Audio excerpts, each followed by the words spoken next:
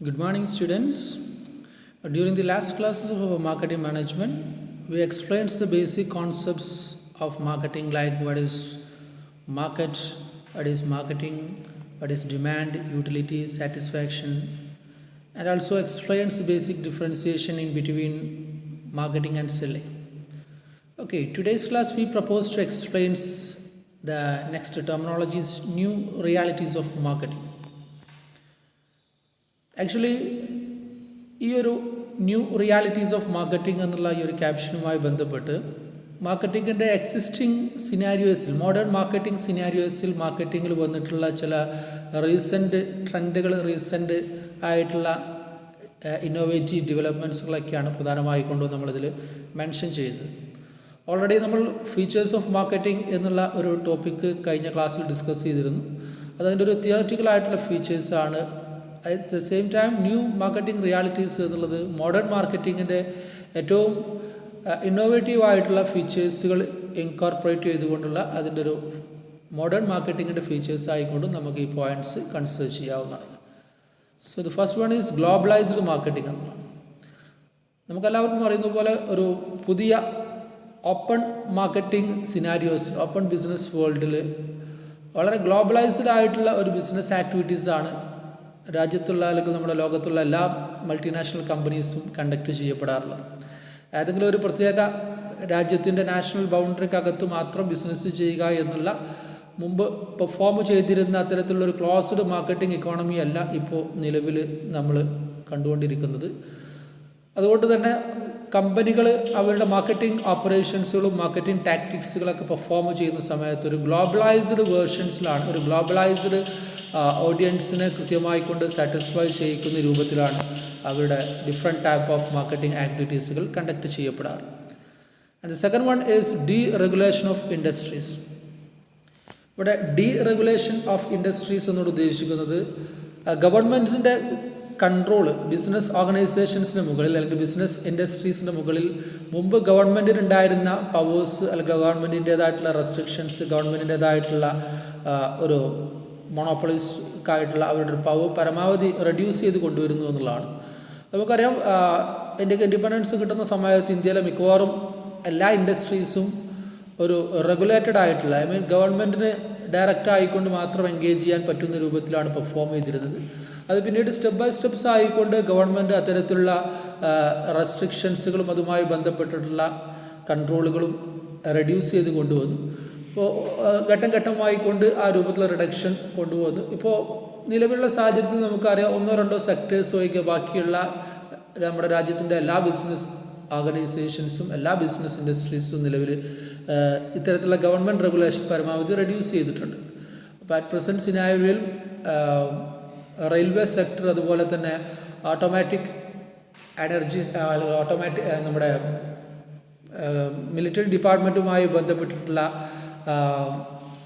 ആക്ടിവിറ്റീസുകൾ മാത്രമാണ് ഇത്തരത്തിൽ പ്രൈവറ്റൈസേഷൻ ചെയ്യാതെ ഗവൺമെൻറ്റിന് ഡയറക്റ്റ് ആയിക്കൊണ്ട് റെഗുലേറ്റ് ചെയ്യുന്ന ബിസിനസ് ഓർഗനൈസേഷൻസ് വരുന്നത്. അപ്പം ഈ രീതിയിൽ മുമ്പുണ്ടായിരുന്ന പരമാവധി എല്ലാ റെഗുലേഷൻസുകളും ഇല്ലാതെയാക്കിയിട്ട് വളരെ കൃത്യമായിക്കൊണ്ട് പ്രൈവറ്റ് സെക്ടറിന് വളരെ ഈസിയസ്റ്റ് ആയിട്ട് ബിസിനസ് ചെയ്യാൻ പറ്റുന്ന ഒരു സിറ്റുവേഷൻസ് മോഡേൺ മാർക്കറ്റിംഗ് സിനാരിയോസിൽ നമുക്ക് കാണാൻ വേണ്ടി പറ്റും. And the third one is cut throat competition. നേരത്തെ സൂചിപ്പിച്ച പോലെ ഒരു ഗ്ലോബലൈസ്ഡ് മാർക്കറ്റിംഗ് ഓപ്പറേഷനാണ് പെർഫോം ചെയ്യേണ്ടത് എന്നുള്ളതുകൊണ്ടാണ് നമ്മുടെ ഒരു ബിസിനസ്സിനെ സ്ഥാപനത്തെ സംബന്ധിച്ചിടത്തോളം ഒരു ഡൊമസ്റ്റിക് ആയിട്ടുള്ള റൈവലറീസ് മാത്രമല്ല, ഡൊമസ്റ്റിക് ആയിട്ടുള്ള കോമ്പറ്റീറ്റേഴ്സിനെ മാത്രമല്ല നമുക്ക് ഫേസ് ചെയ്യേണ്ടതായിട്ട് വരിക. നമ്മുടെ ഒരു പ്രൊഡക്റ്റ് ഒരു ഇൻ്റർനാഷണൽ കൺസ്യൂമേഴ്സിൻ്റെ മുമ്പാകെ ഇൻ്റർനാഷണൽ മാർക്കറ്റിൽ അല്ലെങ്കിൽ ഗ്ലോബലൈസ്ഡ് മാർക്കറ്റിൽ പ്രസൻറ്റ് ചെയ്യുന്ന സമയത്ത് ലോകത്തുള്ള നമ്മുടെ ഇൻഡസ്ട്രീസുമായിട്ട് റിലേറ്റ് ചെയ്യുന്ന എല്ലാ കമ്പനീസിനോടും കൃത്യമായി കൊണ്ട് കോമ്പീറ്റ് ചെയ്യുവാനും ഓരോ ദിവസവും പുതിയ പുതിയ പ്രൊഡക്ട്സുകളും സർവീസുകളും മാർക്കറ്റിലേക്ക് ന്യൂലി ഇൻട്രൊഡ്യൂസ് ചെയ്യപ്പെടുന്നുണ്ട്. അപ്പോൾ അത്തരത്തിൽ വളരെ കൃത്യമായിട്ടുള്ള ഒരു കോമ്പറ്റീഷനെ ഫേസ് ചെയ്തുകൊണ്ട് അതിനെ ഓവർകം ചെയ്ത് പോകുന്നെങ്കിൽ മാത്രമേ ഇഫക്റ്റീവായിട്ടുള്ള മാർക്കറ്റിംഗ് ഓപ്പറേഷൻ നമുക്ക് ഡെലിവർ ചെയ്യാനായിക്കൊണ്ട് സാധിക്കും. Okay, and another feature is that privatisation. നമുക്കറിയാം, പുതിയ കാലഘട്ടത്തിൽ ബിസിനസ്സിനെ സംബന്ധിച്ചിടത്തോളം ഒരു പ്രൈവറ്റ് സെക്ടറിന് കൂടുതൽ ഇമ്പോർട്ടൻസ് കൊടുക്കുന്ന ഒരു സിറ്റുവേഷൻസാണ് കണ്ടുവരുന്നത്. മുമ്പ് ഗവൺമെൻറ് ഡയറക്റ്റായി ഹോൾഡ് ചെയ്തിരുന്ന മിക്കവാറും പ്രധാനപ്പെട്ട രാജ്യത്തിൻ്റേതായിട്ടുള്ള എല്ലാ സെക്ടറുകളും, അത് ബാങ്കിങ് ആയാലും ശരി, ഇൻഷുറൻസ് ആയാലും ശരി, ടെലികമ്മ്യൂണിക്കേഷൻ ആയാലും ശരി, എനർജി സെക്ടർ ആയാലും ശരി, ട്രാൻസ്പോർട്ടേഷൻ, ഇങ്ങനെ ഏത് സെക്ടേഴ്സ് നമ്മൾ എടുത്തു നോക്കിക്കഴിഞ്ഞാലും അതൊക്കെ നിലവിൽ പ്രൈവറ്റൈസ് ചെയ്ത് കൂടുതൽ പ്രൈവറ്റ് പാർട്ടീസിന് ഇഫക്റ്റീവ് ആയിക്കൊണ്ട് ബിസിനസ് ചെയ്യാൻ പറ്റുന്ന രൂപത്തിലുള്ള നോംസ് ആൻഡ് കണ്ടീഷൻസിലാണ് ഇപ്പോൾ നിലവിലുള്ളത്. പ്രൈവറ്റൈസ്ഡ് ആയിട്ടുള്ള ഒരു ബിസിനസ് ട്രാൻസാക്ഷൻസ് കൂടിയ ഒരു കാലഘട്ടമാണ് പ്രസൻറ്റ് സിനാരിയോയിലും ഇതിൻ്റെ ഭാഗമായിട്ട് വരുന്ന മറ്റൊരു ന്യൂ മാർക്കറ്റിംഗ് റിയാലിറ്റീസാണ്. And one is that retail transformation. Retail transformation എന്ന് പറയുന്ന സമയത്ത് നമുക്കറിയാം പുതിയ കാലഘട്ടത്തിൽ റീറ്റെയിലിംഗ് എന്നുള്ളത് പല ഫോമാറ്റ്സിലായിക്കൊണ്ട് നമുക്ക് കാണാൻ വേണ്ടി പറ്റും. പണ്ട് കാലങ്ങളിൽ ഇതൊരു ഒരു സ്റ്റോർ ടൈപ്പ് ഓഫ് റീറ്റെയിലിംഗ് ആയിരുന്നു എന്നുണ്ടെങ്കിൽ ഇന്ന് ഇത് ഡിപ്പാർട്ട്മെൻറ്റൽ സ്റ്റോഴ്സിലേക്ക് മാറി. അതിനുശേഷം അത് വ്യത്യസ്ത രൂപത്തിലുള്ള ചെയിൻ ബേസ്ഡ് റീറ്റെയിലിങ്സിലേക്കായിട്ടും ചേഞ്ച് ചെയ്തു. അതിനുശേഷം നമുക്കറിയാവുന്നതുപോലെ super market, hyper market, mall business, ഇങ്ങനെ വ്യത്യസ്ത രൂപത്തിലുള്ള പുതിയ കാലഘട്ടത്തിലെ റീറ്റെയിൽ ട്രാൻസ്ഫോർമേഷൻ എന്നുള്ളത് വളരെ ഇന്നോവേറ്റീവ് ആയിക്കൊണ്ട് വളരെ ലാർജ് സൈസ് ആയിട്ടുള്ള രൂപത്തിൽ ഒരു റീറ്റെയിലിംഗ് ആക്ടിവിറ്റീസ് പുതിയ മാർക്കറ്റിംഗ് ഓപ്പറേഷൻസിൻ്റെ ഭാഗമായിക്കൊണ്ട് കണ്ടക്ട് ചെയ്തു വരുന്നുണ്ട്. And the next feature is high consumer buying power. കൺസ്യൂമേഴ്സിൻ്റെ ബൈയിങ് പവർ പലപ്പോഴും ആയിക്കൊണ്ട് ഇൻക്രീസ് ചെയ്തിട്ടുണ്ട്. പല കാരണങ്ങൾ കൊണ്ട് ഈ രൂപത്തിൽ കൺസ്യൂമേഴ്സിൻ്റെ ബൈ പവർ ഇൻക്രീസ് ചെയ്തതായിട്ട് നമുക്ക് കാണാൻ വേണ്ടി പറ്റും. കൺസ്യൂമേഴ്സിനെ സംബന്ധിച്ചിടത്തോളം ഗുഡ്സ് പർച്ചേസ് ചെയ്യാനുള്ള ഇൻഫർമേഷൻസിനെ സംബന്ധിച്ചോ ഗുഡ്സ് പർച്ചേസ് ചെയ്യാൻ ആവശ്യമായിട്ടുള്ള ഫൈനാൻഷ്യൽ ഫണ്ടിനെ സംബന്ധിച്ചോ ഒരു തരത്തിലുള്ള റെസ്ട്രിക്ഷൻസും ഇപ്പോൾ നിലവിലില്ല. അവർക്ക് വളരെ ഈസി ആയിക്കൊണ്ട് അവർ ആഗ്രഹിക്കുന്ന രൂപത്തിലുള്ള ഗുഡ്സിനെ സംബന്ധിച്ചുള്ള ഇൻഫർമേഷൻസ് കളക്ട് ചെയ്യുവാനും അത്തരത്തിലുള്ള ഇൻഫർമേഷൻസ് കളക്ട് ചെയ്യുമ്പോൾ അവർക്ക് വളരെ ബഡ്ജറ്റൈസ്ഡ് ആയിക്കൊണ്ട് അവരുടെ കൈവശമുള്ള ഫണ്ട് യൂസ് ചെയ്തുകൊണ്ട് വളരെ കോസ്റ്റ് എഫക്റ്റീവ് ആയിക്കൊണ്ട് ഏത് കമ്പനിയുടെ പ്രൊഡക്ട്സ്, ഏത് ഡിസൈൻ ഓഫ് പ്രൊഡക്ട്സ്, ഏത് ബ്രാൻഡിൻ്റെ പ്രൊഡക്ട്സ് എന്നുള്ളത് വളരെ കൃത്യമായിക്കൊണ്ട് അനലൈസ് ചെയ്തുകൊണ്ട് പർച്ചേസ് ചെയ്യാനായിക്കൊണ്ട് സാധിക്കും. ഓപ്ഷൻസ് വളരെയധികം അവൈലബിൾ ആണ്, ചോയ്സ് വളരെയധികം അവൈലബിൾ ആണ്. ഏതെങ്കിലും ഒരു പെർട്ടിക്കുലർ കമ്പനിയുടെ ഗുഡ്സോ അല്ലെങ്കിൽ ഏതെങ്കിലും ഒരു പെർട്ടിക്കുലർ പ്ലേസിൽ പ്രൊവൈഡ് ചെയ്യപ്പെടുന്ന ഗുഡ്സോ പർച്ചേസ് ചെയ്യപ്പെടുന്ന ലിമിറ്റേഷൻ പുതിയ കാലഘട്ടത്തിൽ കസ്റ്റമേഴ്സിനെ സംബന്ധിച്ചിടത്തോളം ഇല്ല. ലാർജ് ബൈയിങ് ചോയ്സ് അവരുടെ മുമ്പിൽ അവൈലബിൾ ആണ്. അത് അനലൈസ് ചെയ്ത് കമ്പയർ ചെയ്ത് അവർക്ക് ഇഫക്റ്റീവ് ആയിട്ടുള്ള ഗുഡ്സ് അവർക്ക് പർച്ചേസ് ചെയ്യാൻ പറ്റും. അതുപോലെ തന്നെ അതിനാവശ്യമായിട്ടുള്ള അവർക്ക് പ്രൊവൈഡ് ചെയ്യേണ്ടതായിട്ടുള്ള ഫണ്ട്, അതുമായി ബന്ധപ്പെട്ട റെസ്ട്രിക്ഷൻസ് ഒന്നും ഇപ്പോൾ അവൈലബിൾ അല്ല. നമുക്കറിയാം ഏത് രൂപത്തിലുള്ള ഗുഡ്സ് പർച്ചേസ് ചെയ്യാണ്.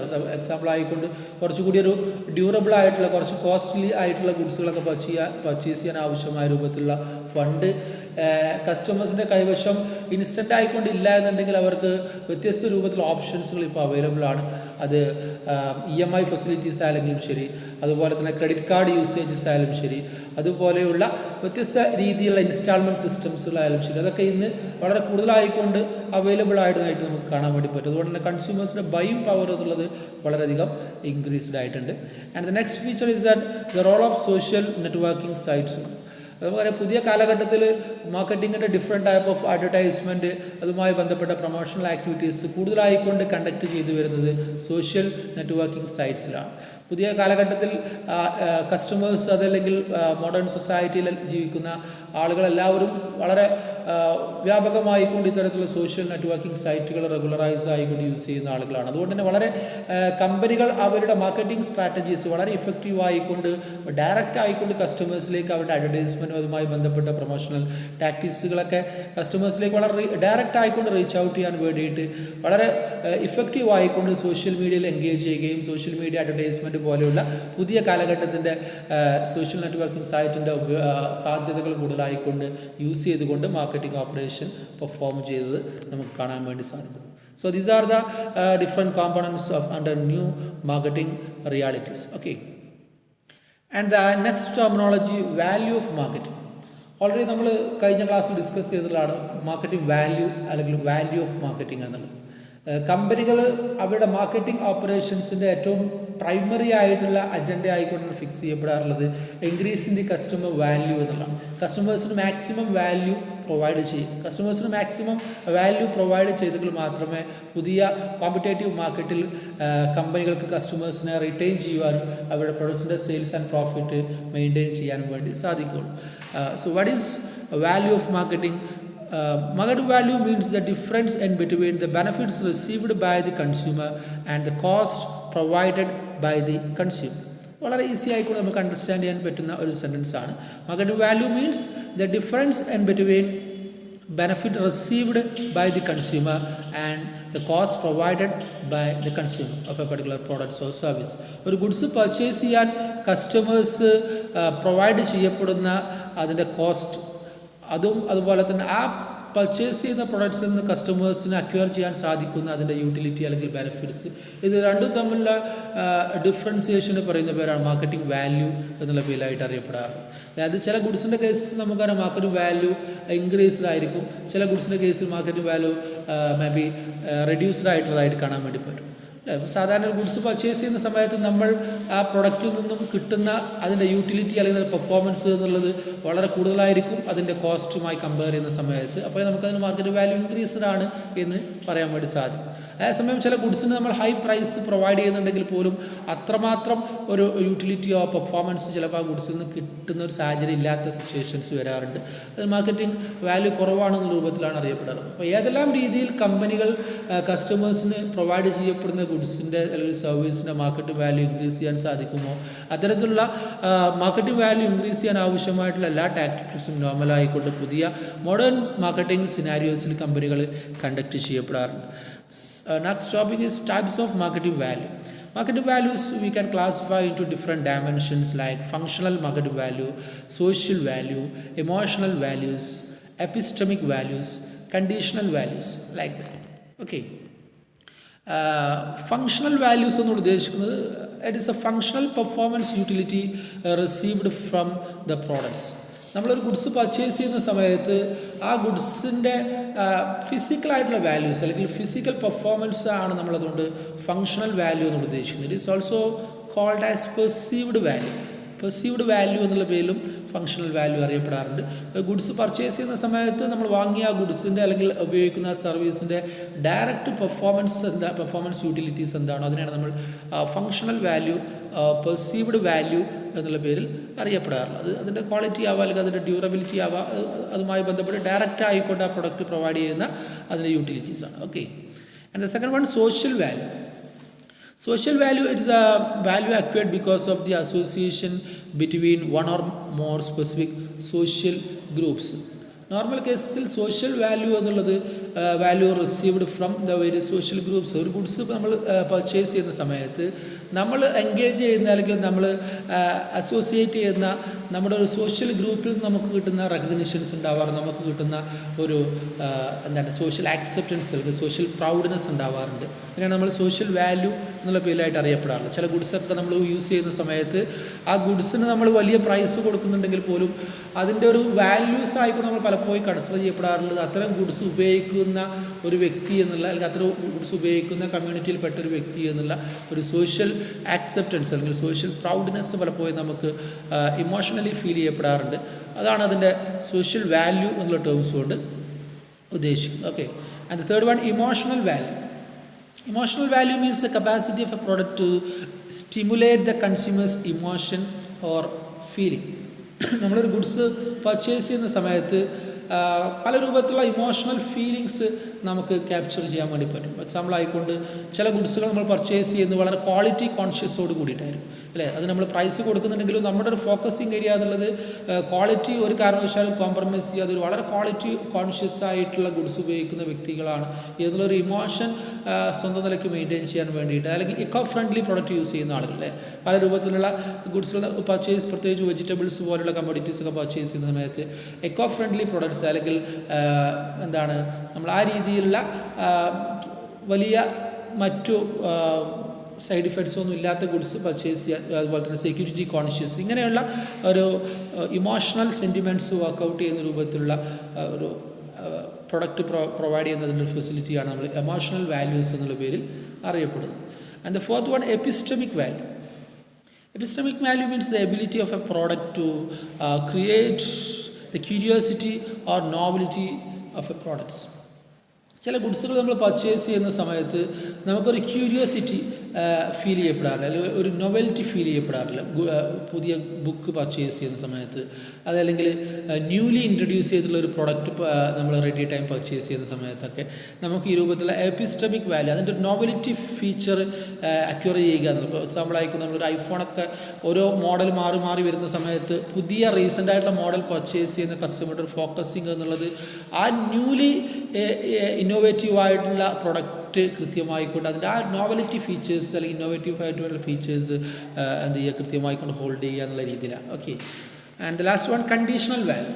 Conditional value means the value come from a particular situations or circumstances facing the consumer. ഒരു പർട്ടിക്കുലർ സിറ്റുവേഷൻസിൽ നമുക്ക് ഒരു ഗുഡ്സ് യൂസ് ചെയ്യുന്ന സമയത്ത് കിട്ടുന്ന വാല്യൂ സിസ്റ്റമാണ് നമ്മൾ കണ്ടീഷണൽ വാല്യൂ എന്നുള്ള പേരിലായിട്ട് അറിയപ്പെടാറുള്ളത്. ഫോർ എക്സാമ്പിളായിട്ട് നമ്മളൊരു കോഫി അല്ലെങ്കിൽ ടീ ഒക്കെ യൂസ് ചെയ്യുന്ന സമയത്ത് നമ്മുടെ ആ ഒരു ലേസിനെസ് മൈൻഡ് അല്ലെങ്കിൽ ബോറിംഗ് മൈൻഡ്നെസ് ഒഴിവാക്കാൻ വേണ്ടിയിട്ട് പലപ്പോഴും നമ്മൾ എന്ത് ചെയ്യാറുണ്ട്, ഈ രൂപത്തിലുള്ള കണ്ടീഷണൽ വാല്യൂ സിസ്റ്റംസ് യൂസ് ചെയ്യപ്പെടാറുണ്ട്. Okay. And the next terminology is objectives of marketing. മാർക്കറ്റിങ്ങിൻ്റെ ഒബ്ജക്റ്റീവ്സിനെ നമുക്ക് ഫണ്ടമെൻ്റൽ ആയിക്കൊണ്ട് ഒരു 4-5 രീതിയിൽ ക്ലാസിഫൈ ചെയ്യാൻ വേണ്ടി പറ്റും. 4-5 ഒബ്ജക്റ്റീവ്സിന് വേണ്ടിയിട്ടാണ് നമ്മൾ നോർമൽ കേസസിൽ പ്രൈമറി ആയിക്കൊണ്ട് മാർക്കറ്റിംഗ് ആക്ടിവിറ്റീസുകൾ കണ്ടക്ട് ചെയ്യപ്പെടാറുള്ളത്. The first one is satisfaction of customers needs and wants. Okay, വളരെ ഈസി ആയിട്ട് നമുക്ക് ഐഡൻറ്റിഫൈ ചെയ്യാൻ പറ്റുന്ന ചില പോയിൻറ്റ്സിലാണ് satisfaction of customers needs and wants. അത് തന്നെയാണ് അതിൻ്റെ ബേസിക് ആയിട്ടുള്ള മാർക്കറ്റിംഗ് എയിമായിട്ട് നമ്മൾ കൺസിഡർ ചെയ്യപ്പെടാറുള്ളത്. And the second one is creation and retention of customers. Existing കസ്റ്റമേഴ്സിനെ റിറ്റെയിൻ ചെയ്യുകയും ന്യൂ കസ്റ്റമേഴ്സിനെ പുതുതായിട്ട് വ്യത്യസ്ത മാർക്കറ്റിംഗ് ഓപ്പറേഷൻസ് ഉപയോഗിച്ചുകൊണ്ട് ക്രിയേറ്റ് ചെയ്യുകയും ചെയ്യുക. And the next one is sales and profit maximisation. അതിൻ്റെ ഒരു എക്കണോമിക് എമൗണ്ട് ക്രിയേറ്റ് ചെയ്യാൻ വേണ്ടിയിട്ട്, ഫൈനാൻഷ്യൽ എമൗണ്ട് ക്രിയേറ്റ് ചെയ്യാൻ വേണ്ടിയിട്ട് maximum sales and profit create ചെയ്യുക എന്നുള്ളതും മാർക്കറ്റിങ്ങിൻ്റെ മറ്റൊരു എയിമായിട്ട് കൺസിഡർ ചെയ്യാറുണ്ട്. ആൻഡ് കോസ്റ്റ് റിഡക്ഷൻ എന്നുള്ളതും മാർക്കറ്റിങ്ങിൻ്റെ വളരെ പ്രധാനപ്പെട്ട ഒബ്ജക്റ്റീവ്സ് ആയിട്ട് കൺസിഡർ ചെയ്യപ്പെടുന്നത്. പല രീതിയിൽ നമുക്ക് കോസ്റ്റ് ക്രിയേറ്റ് ചെയ്യാൻ വേണ്ടി പറ്റും, റിഡ്യൂസ് ചെയ്തെടുക്കാനായിക്കൊണ്ട് സാധിക്കും. അതിൻ്റെ പ്രൊഡക്ഷൻ, അതുമായി ബന്ധപ്പെട്ടുള്ള ബൾക്കായിക്കൊണ്ട് പ്രൊഡക്ഷൻ ചെയ്യുക, വളരെ വൈഡ് ഡിസ്ട്രിബ്യൂഷൻ ചാനൽസ് യൂസ് ചെയ്യുക, അങ്ങനെ വ്യത്യസ്ത ടാക്ടിക്സുകൾ ഉപയോഗിച്ചുകൊണ്ട് സാധാരണഗതിയിൽ മാർക്കറ്റിങ്ങിൻ്റെ കോസ്റ്റ് ഓഫ് ഗുഡ്സിൻ്റെ കോസ്റ്റ് നമുക്ക് റിഡ്യൂസ് ചെയ്ത് കൊണ്ടുവരാനായിട്ട് സാധിക്കും. And also stabilising the price stabilise ചെയ്യുക എന്നുള്ളത് വളരെ പ്രധാനപ്പെട്ട മാർക്കറ്റിംഗ് ഒബ്ജക്റ്റീവ്സ് ആണ്. പല രീതിയിൽ നമുക്ക് പ്രൈസ് സ്റ്റെബിലിറ്റി, നമ്മുടെ സപ്ലൈയുടെ ക്വാണ്ടിറ്റി കൃത്യമായിക്കൊണ്ട് ചേഞ്ച് ചെയ്തുകൊണ്ട് നമുക്ക് എന്ത് ചെയ്യാൻ പറ്റും, ഇഫക്റ്റീവ് ആയിക്കൊണ്ട് പ്രൈസ് സ്റ്റെബിലൈസേഷൻ മെയിൻറ്റെയിൻ ചെയ്യാൻ വേണ്ടി പറ്റും. അതുപോലെ തന്നെ സ്റ്റാൻഡേർഡ് ഓഫ് ലിവിങ് ഇൻക്രീസ് ചെയ്യിപ്പിക്കുക, ആളുകളുടെ സ്റ്റാൻഡേർഡ് ഓഫ് ഇൻക്രീസ് ചെയ്യുക by providing quality and innovative products and service use ചെയ്തുകൊണ്ട് എക്സിസ്റ്റിംഗ് ആയിട്ടുള്ള ആളുകളുടെ സ്റ്റാൻഡേർഡ് ഓഫ് ലിവിങ് ഇൻക്രീസ് ചെയ്യിപ്പിക്കുക എന്നുള്ളതും മറ്റൊരു പ്രധാനപ്പെട്ട ഒബ്ജക്റ്റീവ്സാണ്. And creation of demand for the products. പുതിയ പ്രോഡക്ട്സിൻ്റെ ഒരു ഡിമാൻഡ് സിറ്റുവേഷൻ മാർക്കറ്റിൽ ന്യൂലി ക്രിയേറ്റ് ചെയ്യുക എന്നുള്ളതും മാർക്കറ്റിങ്ങുമായി ബന്ധപ്പെട്ട പ്രധാനപ്പെട്ട ഒബ്ജക്റ്റീവ്സാണ്. Okay. And the next terminology, importance of marketing. വളരെ കോമൺ ആയിട്ട് ചില ക്യാപ്ഷൻസുകൾ നമുക്കൊന്ന് പെട്ടെന്ന് ഡിസ്കസ് ചെയ്ത് പോകാവുന്നതാണ്. Importance of marketing we can classify into different dimensions like importance of marketing to company, importance of marketing to consumers, importance of marketing to the economy, like that. Okay. The first one is importance of marketing to the company. കമ്പനിക്ക് ഏതെല്ലാം രൂപത്തിലുള്ള ബെനിഫിഷ്യാലിറ്റീസ് ആണ് അല്ലെങ്കിൽ importance ആണ് marketing ആക്ടിവിറ്റീസുമായി ബന്ധപ്പെട്ട് വരുന്നത് എന്നുള്ളതാണ് 2 points നമ്മളിവിടെ ഉദ്ദേശിക്കുന്നത്. First one is it helps to income generation and helps for effective distribution of goods and service and helps to adapt changing environment. നമുക്കറിയാം റീസെൻ്റ് ആയിക്കൊണ്ടുള്ള ബിസിനസ് എൻവയോൺമെൻറ്റ് വളരെ ഇന്നോവേറ്റീവ് ആയിട്ടുള്ള, വളരെ ഫാസ്റ്റ്ലി ചേഞ്ചബിൾ ആയിട്ടുള്ള, ഡൈനാമിക് ആയിട്ടുള്ള situations ആണ്. അപ്പോൾ ഈ രീതിയിൽ ഡൈനാമിക് എൻവയോൺമെൻറ്റ് ചേഞ്ചിങ്ങിനെ കൃത്യമായിക്കൊണ്ട് അതിൻ്റെ ഓരോ ചേഞ്ചിങ്ങിനെ ഇഫക്റ്റീവായിട്ട് അഡാപ്റ്റ് ചെയ്യാൻ പുതിയ മാർക്കറ്റിംഗ് ടാക്ടിക്സ് ഉപയോഗിച്ചുകൊണ്ട് നമുക്ക് ഡെലിവർ ചെയ്യാൻ വേണ്ടി പറ്റുമെന്നുള്ളതാണ്. And next one helps to expand the global presence. ഒരു ഗ്ലോബലൈസ്ഡ് ബിസിനസ്സിൽ അല്ലെങ്കിൽ ഓപ്പൺ വേൾഡ് ബിസിനസ് കണ്ടക്ട് ചെയ്യുന്ന സമയത്ത് നമ്മുടെ പ്രൊഡക്റ്റിൻ്റെ ഒരു ഗ്ലോബൽ പ്രസൻസ് ക്രിയേറ്റ് ചെയ്യാനും പുതിയ മാർക്കറ്റിംഗ് ഓപ്പറേഷൻസ് യൂസ് ചെയ്യാറുണ്ട്. And another one is that helps to obtaining market information and also helps to introduce new products and developments. So these are the importance of marketing to the company side. And the next one is importance of marketing to consumers. കൺസ്യൂമേഴ്സിനെ focus ചെയ്തുകൊണ്ടുള്ള രൂപത്തിലുള്ള importance നമുക്ക് വളരെ easy ആയിട്ട് identify ചെയ്യാൻ പറ്റുന്നത് getting quality products and there one is getting variety products choices and there one is improving the knowledge of consumers about the products and service. And the next one helps for purchasing decision. വളരെ എഫക്റ്റീവായിട്ട് നമുക്ക് analysis ചെയ്ത് compare ചെയ്തുകൊണ്ട് ഗുഡ്സിൻ്റെ purchasing വളരെ ഇഫക്റ്റീവായിട്ടുള്ളൊരു purchasing decision take up ചെയ്യാൻ വേണ്ടി assist ചെയ്യും and increasing the standard of living of the consumers. Okay. And the last one is importance of marketing to Indian economy. നമ്മുടെ ഒരു ഇക്കോണമി സൈഡ് ബേസ് ചെയ്തുകൊണ്ട് രാജ്യത്തിൻ്റെ ഒരു ഇക്കോണമിക്ക് ഏതെല്ലാം രൂപത്തിലുള്ള ബെനഫിഷ്യാലിറ്റീസാണ് വരുന്നത് എന്നുള്ളതാണ് നമ്മളിവിടെ ഒരു 2-3 പോയിൻറ്റ്സ് കൊണ്ട് ഉദ്ദേശിക്കുന്നത്. It helps for increasing the national income and also helps in economic growth of the economy and increasing the employment opportunity. മാർക്കറ്റിങ്ങിനെ സംബന്ധിച്ചിടത്തോളം നമുക്കറിയാം രാജ്യത്ത് പല സെക്ടറുകളിൽ നമ്മൾ വ്യത്യസ്ത രൂപത്തിലുള്ള മാർക്കറ്റിംഗ് ഓപ്പറേഷൻ പെർഫോം ചെയ്യപ്പെടുന്നുണ്ട്. അതുകൊണ്ട് തന്നെ വളരെ പ്രധാനപ്പെട്ട ഒരു എംപ്ലോയ്മെൻറ്റ് ജനറേറ്റിംഗ് ഏരിയ ആയിക്കൊണ്ട് ഈ രൂപത്തിലുള്ള മാർക്കറ്റിംഗ് ഇൻഡസ്ട്രീസ് പലപ്പോഴും perform ചെയ്യപ്പെടാറുണ്ട്. And one development of transport and communication facility. രാജ്യത്തിൻ്റെ വ്യത്യസ്ത രൂപത്തിലുള്ള കമ്പനികളുടെ അവരുടെ മാർക്കറ്റിംഗ് ഓപ്പറേഷൻസ് പെർഫോം ചെയ്യുന്നതിലൂടെ രാജ്യത്തിൻ്റെ കമ്മ്യൂണിക്കേഷൻ ആൻഡ് ഇൻഫ്രാസ്ട്രക്ചറൽ ഫെസിലിറ്റീസ് കൃത്യമായി കൊണ്ട് നമുക്ക് ഡെവലപ്പ് ചെയ്തെടുക്കാൻ വേണ്ടി ഓട്ടോമാറ്റിക്കലായിക്കൊണ്ട് ഡെവലപ്പ് ചെയ്തു വരുന്ന സിറ്റുവേഷൻസ് ഉണ്ടാവാറുണ്ട്. And developing the banking and insurance industry and also increasing the export sector. നമ്മുടെ ബാലൻസ് ഓഫ് പേയ്മെൻറ്റ് പൊസിഷനൊക്കെ മാനേജ് ചെയ്യുന്നതിൻ്റെ ഭാഗമായിക്കൊണ്ട് എക്സ്പോർട്ട് ഇൻക്രീസ് ചെയ്യപ്പെടുന്ന സിറ്റുവേഷൻസും മാർക്കറ്റിങ്ങിൻ്റെ ഭാഗമായിക്കൊണ്ട് ഇന്ത്യൻ ഇക്കോണമിക്ക് കിട്ടുന്ന ബെനിഫിറ്റ്സ് ആയിട്ട് നമുക്ക് കാണാൻ വേണ്ടി സാധിക്കും. Okay. So these are the topic that we are included in these classes. അടുത്ത ക്ലാസ്സിൽ നമുക്ക് അടുത്ത ഒരു ടോപ്പിക്കുമായിട്ട് വരാം. Okay, thank you.